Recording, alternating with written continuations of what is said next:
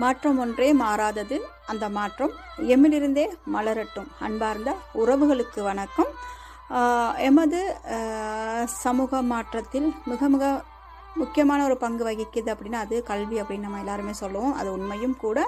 அந்த வகையில் இன்றைக்கி கல்விக்காக பாடசாலை மாணவர்களுக்காக நிறைய சேவைகளை முன்னெடுத்துட்டு வர அரசாங்கம், அரசியல்வாதிகள், சமூக நல உறவுகள் என எல்லாருமே மிகப்பெரிய ஒரு பங்கு வகிச்சிட்ருக்குறாங்க. அந்த வகையில் இவங்க எல்லாருக்குமே என்னுடைய மனமார்ந்த நன்றிகளை வாழ்த்துக்களையும் சொல்லிக்கொள்கிறேன். அதோடைய கடந்த நாட்களில் வெளியாகியிருந்த கல்வி பொதுத்தராதர சாதாரண தர பரீட்சையில் தோற்றிய அனைத்து மாணவ செல்வங்களுக்கும் என்னுடைய மனமார்ந்த வாழ்த்துக்களை சொல்லிக்கொள்கிறேன். அதோட எதிர்பார்க்காத நிறைய நல்ல சிறந்த பல பெறுபேறுகளை பெற்று நிறைய மாணவர்கள் வெற்றி பெற்று இருக்கிறாங்க. இந்த மாணவர்களுக்கு என்னுடைய மனமார்ந்த வாழ்த்துக்கள். அதோட எதிர்கால வாழ்க்கை இன்னும் இந்த மாணவர்களோட எதிர்கால வாழ்க்கை இன்னும் மிக மிக சிறப்பாக அமையணும்னு சொல்லி பிரார்த்தனை பண்ணிக்கொள்கிறேன்.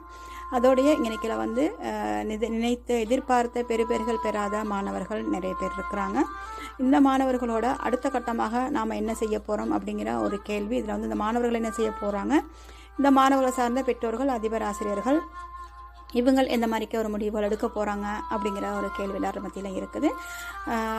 இந்த மாணவர்களுக்காக நாமளும் எங்களால் முடிந்த பங்களிப்புகளை, ஒத்துழைப்புகளை வழங்கணும் கட்டாயமாக. இதோட இந்த பாடசாலை கல்வி முடிஞ்சு போயிடுச்சு அப்படின்னு நினைக்கக்கூடிய நிறைய பெற்றோர்களும் மாணவர்களும் இருக்கிறாங்க. அந்த எண்ணத்தை நம்ம மாற்றணும்.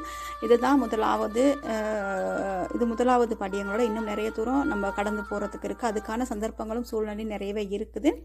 ஆகையினால இதை ஒரு முடிவாக அழுக்காமல் இதிலிருந்து அடுத்த கட்ட நகர்வுக்கு போகணும் அப்படிங்கிற ஒரு எண்ணத்தை இந்த மாணவர்கள் மத்தியில் விதைக்கணும். அதுக்காக நம்ம கடமைப்பட்டிருக்கிறோம். எனவே இந்த மாணவர்கள் அடுத்த கட்டத்துக்கு சிறப்பான உறவு.